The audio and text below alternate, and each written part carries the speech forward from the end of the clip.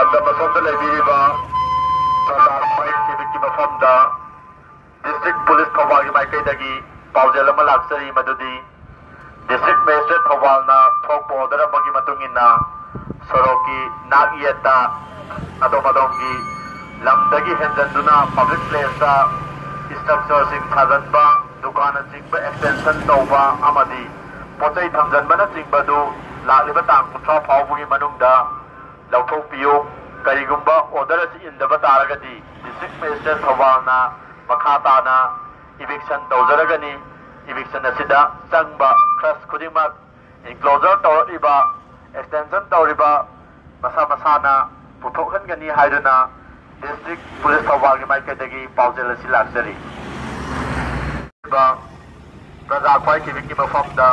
district police Thoubal की माइकैदगी पाउजेल अमा लाक्सरी मदुदी लाक्लिबा तांग कुथ्रा फाउबुगी मनुंगदा अदोम अदोमना लेरिबा दुकान युम नत्रगना होटल चिंबा पब्लिक प्लेस दा एक्सटेंशन तौरिबा खुदिमक लौथोकपियु हाइरिबा ऑर्डर असि डिस्ट्रिक्ट मजिस्ट्रेट थौबालना under section 3 of Manipur public premises eviction of unauthorized occupants act 1978 की मतुंगिना थोकपा ऑर्डर अमगी मतुंगिना पाउजेल असि लाक्सबनी करिगुंबा